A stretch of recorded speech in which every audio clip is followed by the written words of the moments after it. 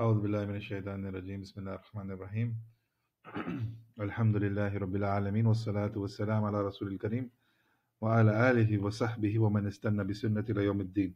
Assalamu alaikum wa rahmatullahi wa barakatuh. Welcome back, brothers. We're doing Umrah as part of the level 3 for Fiqh. We already talked about Zakat and Siyam, and we were looking at the method of making Umrah, or the procedure rather. We looked at Niyyah, we looked at Miqat, and we're currently doing Ihram, or the clothes as well, and the restrictions. Now, we said when you start from the Miqat, you make the Talbiyah. We looked at this just after getting into the state of Ihram, and the brothers say it loudly and the sisters silently. And it has to continue, you continue saying this until you start Tawaaf, until you go to the green marker or the black stone area and you start the Tawaaf. Now, and we said it should not be said together in unison. This is an innovation, it's a bid'ah. Now, a person, now you're in Ihram, right? You did your Ihram, got into the state of Ihram, you are moving towards Makkah. So you're in the state of Ihram now. So there are certain restrictions, certain things which you cannot do in Ihram. Things which are basically halal, things which are basically outside of Ihram, they are halal. But once you enter Ihram, the state of Ihram, not just the clothes, the state of Ihram, you cannot do these things. Right? What are these? And most of them are common to both brothers and sisters, but there are some exceptions that you will see, inshallah.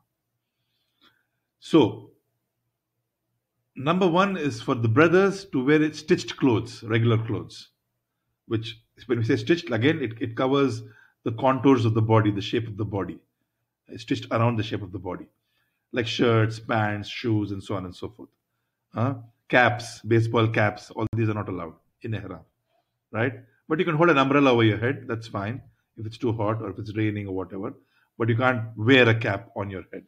Now, so wearing of regular clothes is not allowed for men.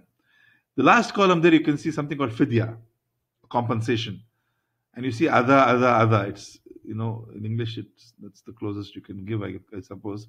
But basically, it's Hamza, Dal, and Alif. Adhaa. So, we'll come to that. Just hold on for now. Let's run through the restrictions and we'll see what we mean by Adhaa. Now, number two is covering the head. We talked about this, turban, caps, all this. Again, for brothers, right? The sisters, they already have their head covered with the khimar which they're wearing as part of their Sharia attire. Nah? So it doesn't apply to sisters. Alhamdulillah. Number three is wearing of gloves. And this is for the sisters. They cannot wear gloves in a state of Ihram. We talked about this. If they want to hide their hands, they hide them under their jilbab or their abaya covering or something like this. And the fidya for all of this is still adha, and we'll come to that. Also for the sisters, wearing of the naqab, the piece of cloth which they tie around their head, at the back they knot it, and it sticks to their forehead and their face. That's a niqab, with a small opening on the top for the eyes to be able to see. So this is not allowed again in Ihram. And we talked about this as well. But what she can do, like we said, she drops one of her khimar cloths onto her face if there are non-mahram men around. So it's like, translucent, you can say. It's not completely opaque. She can still see, but others cannot see her features very well, right? Again, for brothers and sisters, cutting, plucking of the hair from any part of the body, from the head, from the beard, the mustache, intentionally doing this. Like we said last time, I think someone had a question: if you have a bath or something like that, or you comb your hair, and these things come off, that's okay, that's fine, that's not a problem, right? Because, for example, like we said, in Hajj you're in Ihram, because Umrah is easy. Umrah, you go, maybe you finish it in 2-3 hours, and you out of Ihram, alhamdulillah. But for Hajj, when you go for Hajj, you're probably there at a minimum, 4 or 5 days minimum. In Ihram, it's difficult, which means can't you have a bath? No. You can have a bath, you can wash your Ihram clothes and wear it again. You can have a different set of Ihram clothes to wear. And when you have a bath, especially when you shampoo your hair and wash your hair, some hair will fall. This is normal, adi, yani, normal. So this is okay, inshallah, right? What it means here is intentionally cutting and plucking out hair from any part of the body. This is not permissible. Naam. And finally, likewise, clipping of the fingernails, toenails, again not permissible. That's why it's better before you enter ihram, before miqat, you cut your fingernails, toenails, shave your underarm, sorry, underarm hair, pubic hair, and so on and so forth. Now, before you make ghusl, so you clean yourself. The points of the fitra, you do that before. So you know, especially in like we said, 4 or 5 days, sometimes the nails can grow. Yeah. So personally, I don't like long nails. So I don't know about you, but personally, myself, I don't like long, so I keep them. Alhamdulillah. It depends on person to person. But the point is that in a haram you can't do this, right? Fingernails and toenails. Clear? Wada? Just hold on to the adha. I'm coming to that, inshallah. Perfume. So again, for both brothers and sisters, this is not permissible. After entering the state of ihram, we mentioned this earlier that Aisha, al-Mu'mineen, our mother, radiallahu anha, she would apply perfume on the body of Rasulullah sallallahu alaihi wasallam, on the beard, yeah, after his ghusl. But before he entered the state, the niyyah, before he did the niyyah for ihram, entering the state of ihram, she would do this. But once he entered that, no, now it's not allowed. Even though the scent may remain, it's not allowed. And scholars also say using what do you call that? Talcum powder, perfumed talcum powder, perfumed soaps. All this should be avoided because this has a perfume. It leaves. See, when you say perfume, we don't necessarily mean only Calvin Klein or I don't know what, Ither or something. No, anything which gives off a fragrance, like scented oils, talcum powder, which could be perfumed. I don't know what, strawberry flavor or something. I don't know, whatever flavors you have there. So these things should be avoided. Clear? Type. Again, for that, the fidya is adha. If you do that, is adha. The next point is what? Marriage contract or engagement. In ihram, however much you may like this girl, you can't propose to her. Clear? You can't propose, you can't do the ijab, you can't sign the aqd, you can't make a contract, you can't make an engagement. This is prohibited in a state of ihram. Wada? And now you see fidya as a sin. So we'll come to that as well. So you saw adha and you saw fidya as sin. That it is a sin. But the adha is not for this. The next one is hunting or for prey, right? Game, as they call it. Hunting, catching animals. All kinds of animals except fish. So let's say, assuming it may not really happen, but let's say you're in a haram and you go onto the boat and you fish, this is okay. This is fine. But other animals in the haram area or elsewhere, this is not allowed. And even for a non-muharram within the haram boundary, this is not allowed. See, when we say haram boundary, you should be clear about this, right? See, we have haram. When we say haram, this is the masjid. Usually, when we say haramain or the two masajids, Makkah and Medina, Naam, and we say the haram, we mean the masjid automatically. But there's also something called haram area or the haram boundary. So if you're going by road, for example, and as you enter Makkah, you will see on the sides of the road, before entering Makkah, a kind of, what do you call it, a kind of a small a plaque or a monument, and it'll be written on that, haram boundary begins or something like this. And on the other side, it will be written end of haram boundary as you're leaving. Right? You will see these markers on the roads. So this is where the haram boundary starts. The masjid is way off. The masjid is maybe, I don't know, 25 kilometers inside. But the haram boundary has started. So within this boundary, these things are not allowed, even in non-ihram state. You can't hunt and so on. You can't cut down trees, for example. The next point, cutting trees and plants in the haram area. So even that is not allowed, even for a non-haji or non-muharram. Naam? But when we say haram, we mean the masjid. There's one point I want to mention, especially we see many brothers, these huge hotels which have come up around the haram area, right? The 5-star, 10-star, whatever hotels, they have their own musallas inside, facing the Kaaba. So if you're inside there, you can actually see the Kaaba, you can see Tawaaf happening and everything. And many brothers and sisters, they pray there and they say, okay, we're in part of the haram, so we're getting the same reward of how much? Okay, who knows? Masjid al-Haram, Makkah, one salah, how much is the reward? Please raise your hands or the chat box. How much is the reward? One brother Junaid Akhtar. Naam. Makkah. 100,000. Sorry? 100,000. 100,000. Okay. Well, Medina, brother Imranuddin. Medina, how much? 1,000, sir. 1,000. Okay. Brother Ridwan, Bait al Maqdis. Bait al Maqdis. But I know for Haram, 1,000. Got you. Okay, brother Muhammad Abdulaziz. Bait al Maqdis. Bait al-Maqdis, I don't know. Ustad. 100,000 for Makkah and Medina 1,000. Bait al-Maqdis, I have no idea. Ridwan, Bait al Maqdis, you know? No? Yeah, Sheikh, nobody knows me. No, sir. Junaid, I can't hear you. What? Ustad, Bait al-Maqdis means Masjid Aqsa? Yes. Yes, Ustad. It's the same reward, 1,000. Junaid said something. Junaid, what did you say? 500. 500. Naam, Hassan. Barakallahu feekum. Jazakumullah khairan. So yes, so one salah in Haram, in Makkah, 100,000. One salah in Medina, Masjid Nabawi, 1,000. You see the difference? Huge difference. Huge. This is Tawheed again. This again goes back to Tawheed. Because there are people, these crazy Muslims, if you want to call them that, who elevate the status of Rasulullah sallallahu alayhi wasallam. They make him all equal to Allah, a'udhu billah. They give him the attributes and the characteristics of Allah subhanahu wa ta'ala. Just praying masjid, in the masjid, salah. Huge difference. Where is 100,000 and where is 1,000? And Bait al-Maqdis, like one of the brothers mentioned, I think Junaid, 500. Alhamdulillah. Clear? So one salah, that is the reward. So this is not part of the haram. This, whatever, Intercontinental or Marriott, I don't know what it is, overlooking the Kaaba, is not part of the haram. Tomorrow they will destroy that building, build something else there. It is not part of the masjid. The masjid is up to the courtyard area.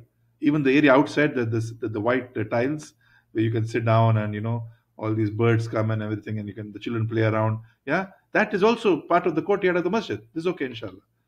Right? This is where the reward is, not 1 kilometer down the road. You see the point? Type. But some scholars say, especially when it is crowded in Ramadan and so on, when the rows are extending way beyond the masjid, because there is no place, they say, inshallah, there is reward. Wallahu alam. But normally, this is what we mean when we say haram. Type. So coming back to this, the next point is sexual activity. And I put sexual activity and I put sexual intercourse too separately, right? Because intercourse is what is intercourse. But activity is anything like the secret habit, for example, which also is in and of itself haram, right? Masturbation is haram in Islam. Okay, that's what we mean, for example. So all these things will or even looking at some pornographic material with desire and you discharge money, this is also haram. This is likewise what we mean by sexual activity. So also this is not allowed in ihram, obviously. Again, here the fidya is adha. And intercourse, of course, is again not allowed. And the fidya is a major, and we'll come to that, major fidya. Naam. Clear? So far, so good? Type. So what is the types of fidya now? So the most common one we saw in the 2 slides earlier on is adha. Allah subhanahu wa ta'ala says in Surah Baqarah, Allah says, وَمَنْ كَانَ مِنْكُمْ مَرِيضًا أَوْ بِهِ أَذَى مِنْ رَأْسِهِ. So for those of you who are sick, or you have adha, which means ailment, some disease or some ailment. Adha bihi adha min rasi, in your hair. Why hair? There's a story behind this, a hadith behind this. Rasulullah when he was in Ihram in Makkah, he met a Sahabi. I forget his name. But the Sahabi had hair. I mean, of course he had hair, but they were literally dropping lice. Lice, Lice, these small, very, very minute creatures would get into the hair and they multiply, and it causes a big nuisance, basically. Especially it happens in children and stuff like that, yeah? So he had this huge problem of lice, and they were literally dropping. I mean, the lice were falling down from his head. There's so many lice. And he was in a state of ihram. So Rasulullah sallallahu alaihi wasallam said, yeah, so and so fulan, I didn't know you have such a big problem of lice. So he said, shave your hair and give fidya. Shave your hair and give fidya. That is why this ayat was revealed, or rather it was revealed before this. That's why it says, أَوْ بِهِ أَذَى مِنْ رَأْسِهِ. Or if you have an ailment in your scalp, what should he do? He must give a fidya by either making siyam or sadaqah or nusuk. Siyam, sadaqah or nusuk. So that's the translation of the meaning, 196, ayat number 196 in Surah Baqarah. So if you're ill or you have an adha, so for all those things which we saw in ihram, wearing a cap, cutting your nails, stitched clothes, ladies wearing niqab and so on, all these are adha. What is the fidya? Either making siyam or sadaqah or nusuk. What is nusuk? Nusuk is sacrifice. Nah? And the order of priority. You fast 3 days. So this is the fidya for those restrictions. You have to fast 3 days. Or, and this is the order, you have to follow this priority. If you can't do that for whatever reasons, then you go to point number 2. But otherwise, point number 1 is priority. What is point number 2? Feeding 6 poor Muslims, sadaqah. Feeding 6 poor Muslims in Makkah. So you sacrifice in Makkah and you take the meat and you feed. Sorry. This is wrong. No, you don't sacrifice anything. This is feeding 6 poor Muslims. So you use money, you buy food.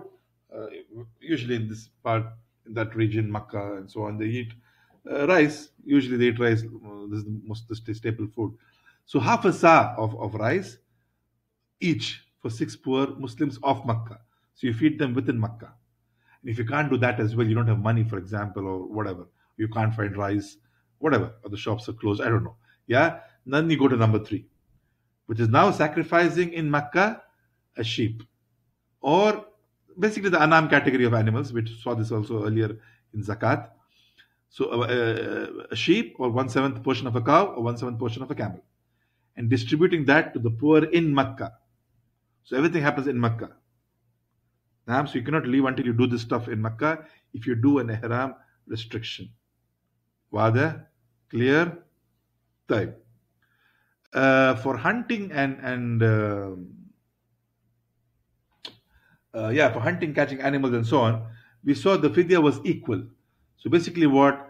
You're sacrificing a like animal. So you killed a pigeon or a rabbit or what do you call this? Birds, or what birds? Sparrows? I don't know. You have these birds in Makkah, a lot of birds who come and eat these grains.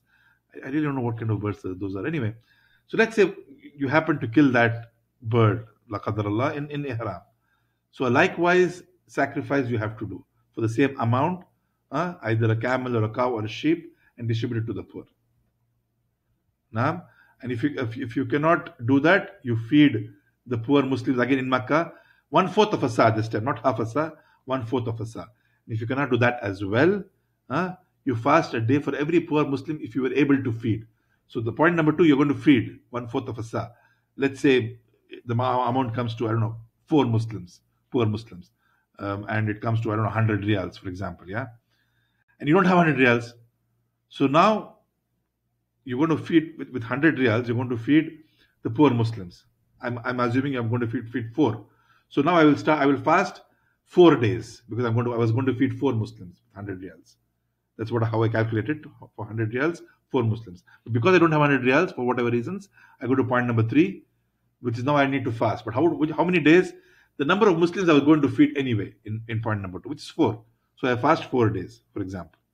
It's just an example. It could be 3, it could be 5, whatever. Type. If no like animal can be agreed upon, so if you can't agree upon the value of the animal killed, then feed the poor Muslims in Makkah 1/4 of a sa, or fast a day for every Muslim if you were able to feed with the equivalent money approximately. So basically Allah is the deen itself is very flexible and easy in this kind of equal fidya. And then you have the major one, which is for sexual sexual intercourse. Yes, sexual intercourse, the major fidya. So this is an issue, major issue, because you're in ihram and you're supposed to be focusing on Allah subhanahu wa ta'ala and recitation of the Quran, dhikr of Allah, helping others, volunteering work, food, bringing food, water, all this kind of stuff, good deeds. And a person leaves all of that and he commits sexual intercourse with his wife. Subhanallah, this is a problem. Even with his wife. I'm not talking about zina, I'm talking about halal wife. This is a problem. So he has committed a sin. This muhrim has committed a sin. He should repent to Allah subhanahu wa ta'ala. Tawbah. The first point he has to do is tawbah. Clear? Because it is a sin. Number 2, this is the problem. The Umrah is invalid now. Because this thing, as you can see, none of the other restrictions have made the Umrah invalid. You always have a way out. You can do something and compensate with the Fidiyah. But this one, la, mushkila. The Umrah is gone. Excuse me. The Umrah is gone. Number 3, it's still not finished. Number 3, you have to sacrifice in Makkah a sheep or 1/7 of a cow or 1/7 of a camel, and again distribute the poor, the meat to the poor in Makkah. You go ahead and complete the balance rites of the Umrah. So, for example, let's say, I don't know, you went to Makkah. Let's say you finished Tawaaf. It's not a very good example, but let's just for this purpose of understanding, you finish Tawaaf and then the person does intercourse with his wife before Sa'i. The Umrah is gone. It's invalid now. But still he must finish Sa'i. He must make ghusl and go and finish Sa'i. He has to finish the rites of the Umrah. Likewise, even if he does this before starting Umrah itself, he's in Ihram now. The niyyah is there. He's left Miqat. He goes to the hotel. He has intercourse with his wife in Ihram. Now he's in Ihram. He's in the state of Ihram. His Umrah is gone. He didn't even start the rites, but it's gone. It's invalid. But he still has to finish everything now. He has to make Tawaaf. He prays 2 rakat behind Maqam Ibrahim. He makes Sa'i and cuts or shaves his hair. He has to continue. Now, okay, fasting in Makkah or can be done after coming back. Ideally, you will fast in Makkah, especially if this happens in Hajj. Okay, but in Umrah, the scholars are a bit flexible. They say it can be done after coming back. Wallahu alam. Number 5, because he entered the state of Ihram for Umrah and he destroyed that Umrah because of doing a sin, he has to make up the Umrah again. He finishes the current Umrah, he has to finish completely, go back to his city, town, wherever he came from, and come back another date to make another Umrah. And this is not a new Umrah, this is in lieu of the other Umrah. So let's say he's done 5 Umrahs. 6th Umrah, he did this sin. That is invalid. He goes back, comes back again, does another Umrah, which is going to be 6th Umrah. It cannot be 7th. Rather, he has to make up the Umrah at a later date. So as you can see, brothers, as we saw in Ramadan, fasting, approaching the spouse during the day, it has a major issue, major kaffara. Continuous 60 days fasting and so on and so forth. Likewise, in Ihram, this is one of the major issues. Clear, Wada? Type. There is no fidya on a person if he did not know the ruling, he or she. Okay? Again, these days, it's very rare because we know everything else. How come we don't know the rulings of Islam? How come we're going for Umrah and we don't know what to do in Umrah? And we don't know if I do this, what will happen? If I do that, what will happen? How come? But we know everything else in the whole world. We know what Joe Biden is doing. We know what something is happening in Timbuktu. We know who won the match today. We know the climate change conference happening. We know everything else. Everything else we know. We know what this guy, Tesla guy, what's his name? Elon Musk had for breakfast. Subhanallah. We don't know what are the rulings in Umrah. Wallahi ajib. So, this should not be the case. But in spite of that, if there is a person who, like we said, is not in touch with the scholars, maybe he doesn't know how to read and write, he has no access to technology, he doesn't have access to ulama, such a person is genuinely ignorant of the ruling, and something like this happens, he is forgiven, inshallah. or if a person forgot and did something or unintentionally did something, likewise. All right.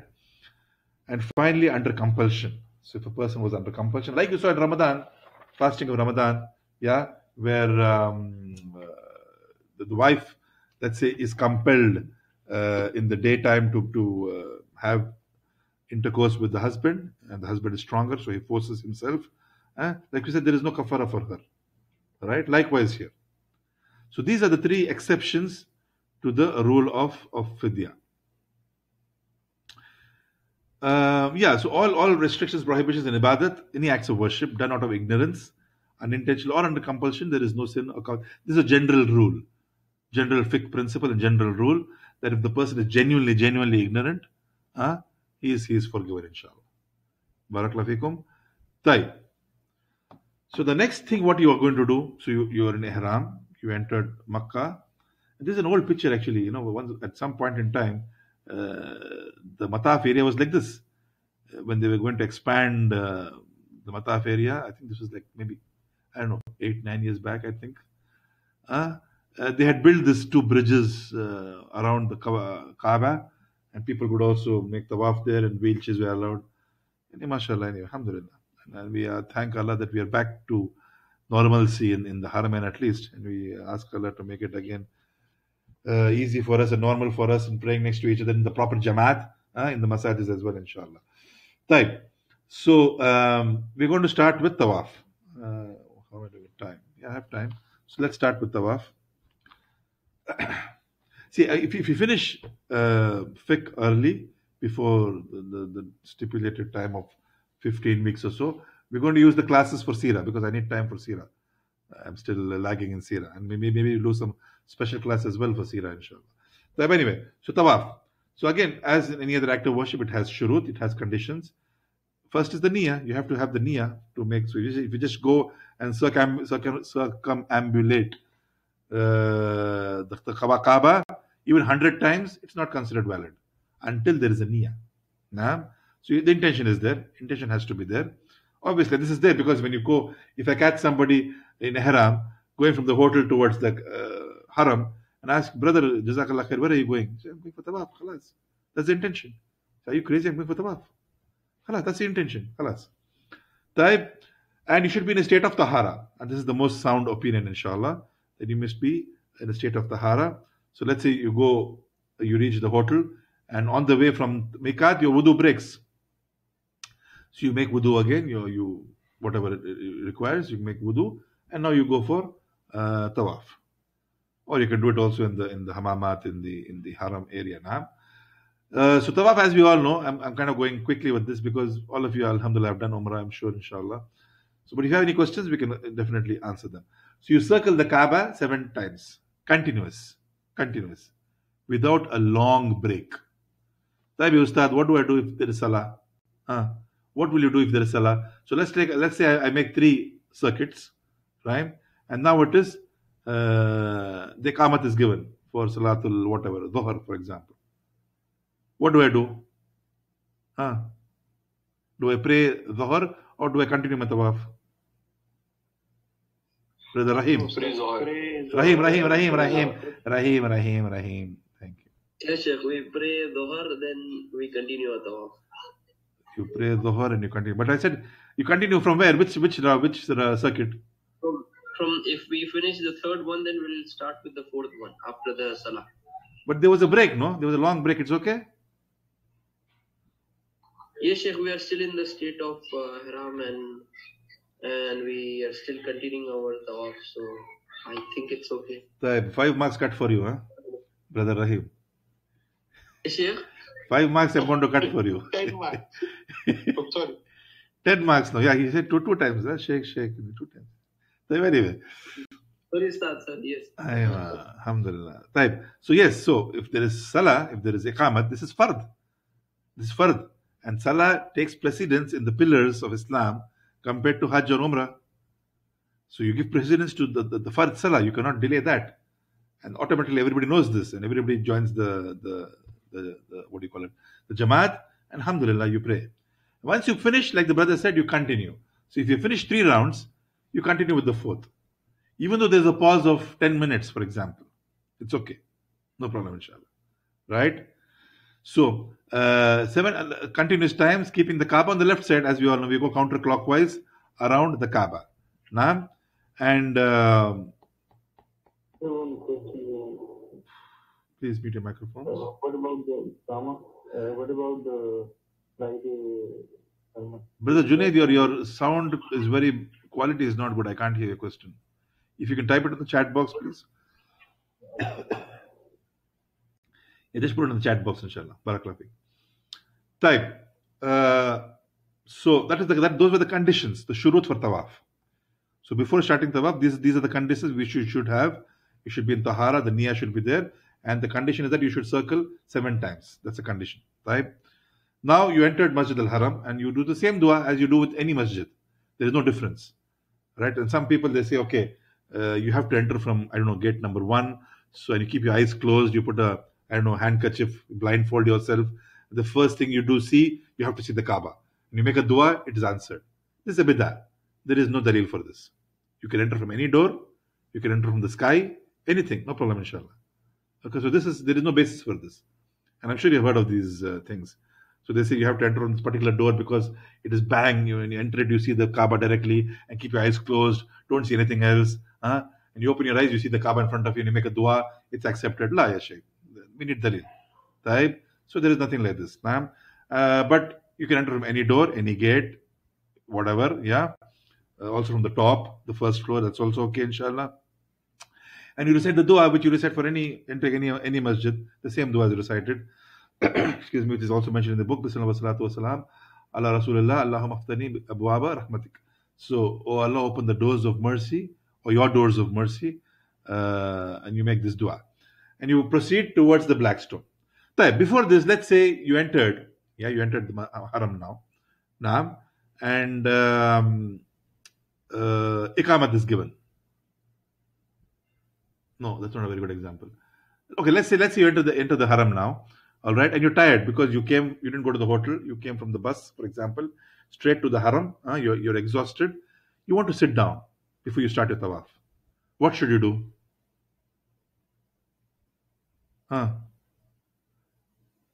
You got the point? You entered the Haram, you entered the masjid, and you're exhausted, you're tired now. Before starting tawaf, you want to sit down. Brother Junaid, yeah. Okay, why is your sound so bad anyway? Alhamdulillah, but I got it this time. So yes, you have to pray Tahiyatul Masjid. Many brothers, we see in the masajids, they come and they sit down. When the command is very clear from Rasulullah sallallahu alaihi wasallam that none of you should sit down until he prays 2 rakat, Tahiyatul Masjid. So this is also Masjid Kabir. So you have to pray 2 rakat before you sit down. You just can't sit down. Taib, even if it is the time of prohibited time, you can pray. But there is a reason for this now. So you can sit down and then you can start your tawaf. Yeah. Okay, hang on. There's a question from the brother. Fast. Yeah. What do we do during the Jummah sermon? Stop or proceed with Umrah? Okay. So the brother is saying, when the Khutbatul Jummah is happening, what do we do? What should I do? Usually, Khutbatul Jummah, you have to listen. The command is to sit and listen, even if you don't understand Arabic language. You face the Khatib, look at him, and he will look straight ahead. And that's his perspective. From your perspective, you look at him, and you keep quiet. You don't play around with your fingers, with your hair, breaking your knuckles, clasping your fingers. No, sit quietly and listen. That's the command, right? But you see, for example, in the Haram, Jummah khutbah is happening and there are people doing tawaf. So this is an exception the scholars have given. Wallahu alam, I don't remember the dalil. I will check, brother. Who asked me? Brother Junaid, I think, right? Yeah. So inshallah, I will check and I will get back to you. Cheap earphones, okay. Type. I will check inshallah and get back to you on the dalil for this. But it is permissible. But I want to give you the dalil inshallah. Let me inshallah check and get back. If I forget, please remind me on the group or on the Q&A. Type. Shall we start? Okay, so you start from the black stone, Hajar Aswad. Now, ideally, what would you do? You would kiss it. Ideally, the sunnah of Rasulullah Sallallahu Alaihi Wasallam is to kiss it. And Umar bin Khattab radiallahu anhu, as also the famous hadith, when he was Amir al-Mu'minin, he was making tawaf, he kissed the black stone. But what did he say? He said, I know you're just a stone. You can neither harm me nor benefit me. The only reason I'm kissing you is because I saw Rasulullah sallallahu alayhi wasallam kissing you. This, brothers, is sunnah. This is following ittiba. This is what we mean when we say Sami'ana wa ata'ana. We hear and we obey. Because, Sheikh, what sense does it make, la qadar Allah, billah, to go and kiss a stone? We do it. Why we do only 7 rounds? Why not 8 rounds? Why not 5 rounds? Why Safa Makkah we do 7? Why not 10? Why not 2? This is Tawheed. All this is Tawheed. Right from your talbiyah till you shave your hair is Tawheed. Following the sunnah of Rasulullah sallallahu alaihi wasallam. If you understand it or even if you don't understand it, willingly, lovingly following the sunnah. So you will go to the black stone, Naam, and you will do before what you will do, what we call ittiba. This is basically, like we mentioned earlier as well, I think, uncovering your right shoulder. And we gave you the reason as well earlier, right? This was done when the Quraysh were overlooking and watching the Muslims doing tawaf to show their strength.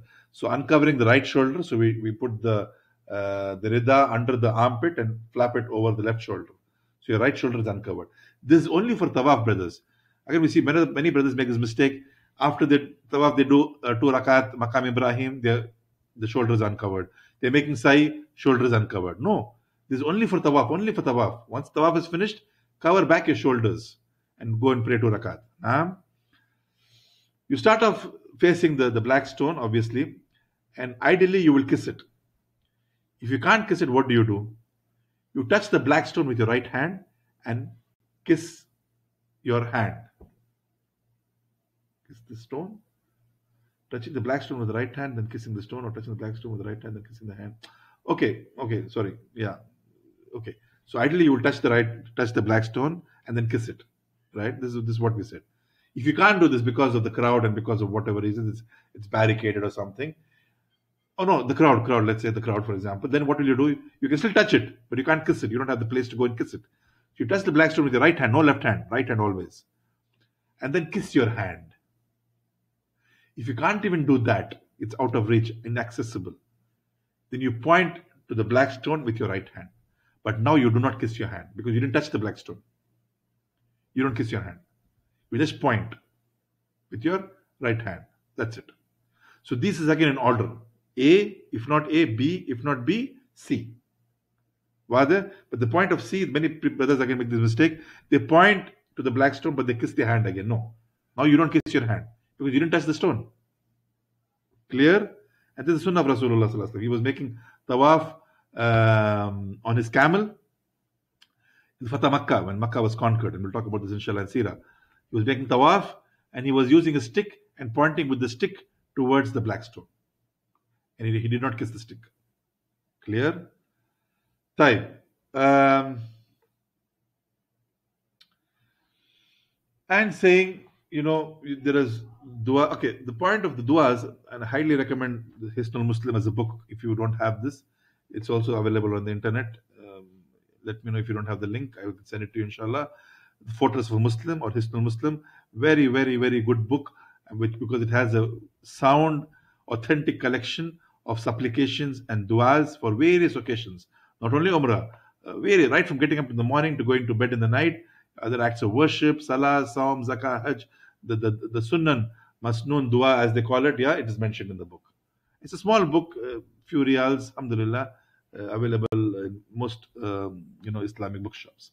So you can say this dua as well when you start off. And when you start the tawaf, you will say what? Bismillah as usual, because all good things are started off with seeking the blessings and the aid of Allah subhanahu wa ta'ala. Right? See, when you say Bismillah, what do we mean? People translate it as in the name of Allah. This is not a very good translation. The actual Arabic meaning of Bismillah, oh man, it's very rich and very deep. You will require half an hour, one class only to discuss Bismillah. Anyway, in a summary, when we say Bismillah, what do we mean? We mean we are seeking the help, the aid, the help of Allah, because without this we cannot do what we want to do. Bismillah, I'm eating, Bismillah, I'm drinking, Bismillah, I'm making Tawaaf. I cannot do this. And we are seeking Allah's blessings in that action. So Bismillah, in summary, comprises these two things. That we're seeking Allah's aid and His blessing in doing this action. So next time when you say Bismillah, keep this meaning in your mind. So when you start eating your food now, if you didn't have dinner already, when you say Bismillah and eat, keep this in your mind that I'm seeking the help of Allah to put this, this food or this morsel of food in my mouth. And I want blessing of Allah and this barakah in this food. That is what Bismillah means. So you say Bismillah and you say Allahu Akbar. And you start the Tawaaf. Every round after that, you just say Allahu Akbar. You don't say Bismillah now. Because Bismillah is only for starting the Tawaaf. But the second circuit, the third circuit, the fourth circuit, you only point or you kiss, you touch and kiss and you say Allahu Akbar. You don't have to say Bismillah every time. Clear? Wada? That's what I mentioned there, that you don't say Bismillah every time, only for the starting circuit. I think we'll stop with this, inshallah. If you have any questions for now, any questions on what we covered, Brother Imran Ibrahim is. Assalamu alaikum. Wa alaikum assalam wa barakatuh. Sir, two questions. Sometimes we forget how many circles we did. Like say we have 6 or 7, we forgot. So can we make extra? Like if we forgot, we completed 7 or 6, we are not sure. No. Is it this is one? Hang on. Let me finish this first. Because I'm old guy. I'll forget. Okay.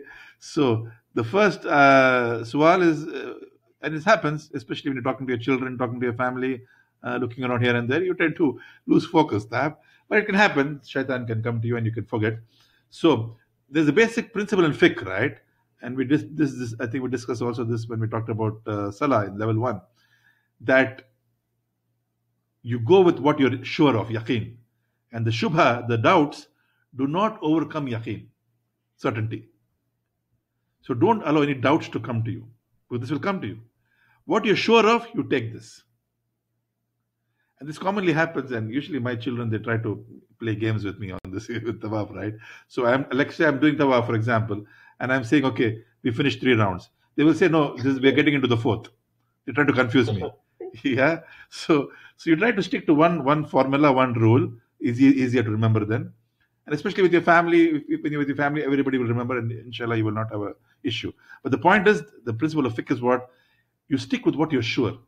So let's say you're sure that you finished 3, and you're in doubt, is it the 4th one or 3rd one? You stick with what you're sure of, even if it is wrong. You stick with what you're sure of and continue, inshallah. And this will make it easy, wallahu alam. Yes, you have another question? Where did you go? Yes. Regarding Tawaaf, can we look at the Kaaba, or is it when we pray, we have to look on the ground and circle? We should not look here and there. Is it correct? I will tell you where not to look. You should not look at the sisters, okay? But Yes. apart from that, yes, you can look at the Kaaba if that pleases you, gives you sakina, tranquility of the heart. Because looking at the Kaaba is an awesome sight, especially when you're so close to it. It's an amazing sight. If that pleases your heart, alhamdulillah, no problem. But there's nothing mandatory, or there's no hukum that you have to look at the Kaaba. No, because then you will hit somebody. You'll bump into somebody. So you can look here and there. You can look down. You can look at your mushaf if you're reciting from the mushaf, or your phone. No issues. Wallahu alam. Nah. Okay. Brother Muhammad Abdul Adim. Barakallah fiqh. Assalamu alaikum, Ustad. Only one question regarding Tahiyatul Masjid. Naam. Somebody was telling that Tahiyatul Masjid in Haram is the Tawaaf itself. Is it the correct opinion, or? Okay, see, this is okay. Let's say, okay, let me give you a use case or an example. So you enter the masjid, naam, and you want to start Tawaaf directly. You don't want to sit down. You're not tired. Mashallah, you're energetic. Shabab, no problem, inshallah. You go, you start your Tawaaf, right? You finish Tawaaf, alhamdulillah. Now, you're tired. And before praying 2 rakat behind Maqam Ibrahim, you want to sit down. Can you sit down? Yes. Now the tawaf takes the case of, the replaces what we call Tahiyatul Masjid in this case. But otherwise, no. If you enter first and you want to sit down before doing tawaf, now you have to pray 2 rakat. Wada? Clear? Brother? Yes, Sheikh. Naam. Yes, Ustad. Naam, wallahu alam. Okay, brother Radwan. Ustad, I have a question related to Ihram. Also, the word nusuk, when you said about it, it was not clear. Nusuk is sacrifice. Sacrifice. the Allah says in the Quran, Inna salati wa nusuki wal mahyai wal mamati lillahi rabbil alameen. Verily my living, my dying, my sacrifice. Inna salati, my that is your daughter, wala? MashaAllah. So inna salati, my prayer, wa nusuki, my sacrifice, wa mahyai wal mamati, my living and my dying is for whom? Lillahi rabbil alameen. Is for Allah subhanahu wa ta'ala. So this is what nusuk means. Sorry, your question was something else? Did I interrupt you? I think I interrupted you. Yes, Ustad. The question was related to Ihram. Usually, we see, or even I did, like when we wear Ihram, we put some hanging clutch like over the shoulder, or we tie one bag over the waist to keep some money and also the Ihram identity.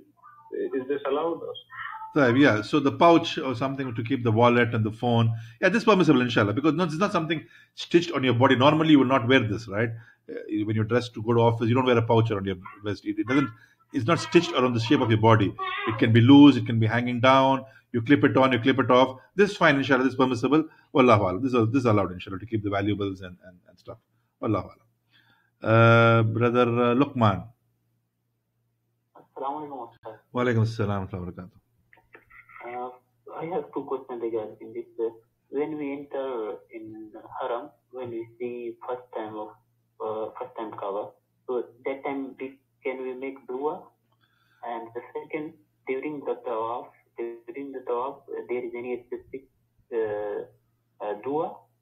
Okay. For The second question, inshallah, we'll answer next week because we're going to do that next week. You will attend next week, inshallah? Inshallah, bismillah. Inshallah. We'll do that next week, don't worry. The first question, like we said, when you see Kaaba for the first time, is there any specific dua to be said? Or if I say this dua, will it be accepted? There is no dalil for this. Some people, even when they're leaving, they don't leave with the back to the Kaaba. They're facing the Kaaba and they're going in reverse gear. So they're going backwards. Reverse gear they're going. Because they don't want to show their back to the Kaaba. So these all things are not from Islam, yani. We need dalil for this. When we say this is an act of worship, if you say when you see the Kaaba and you make a dua, it is accepted, we need an evidence because it's an act of worship now. So this, wallahu alam, as far as my knowledge goes, there is nothing like this. Wallahu alam. Barakallahu feek.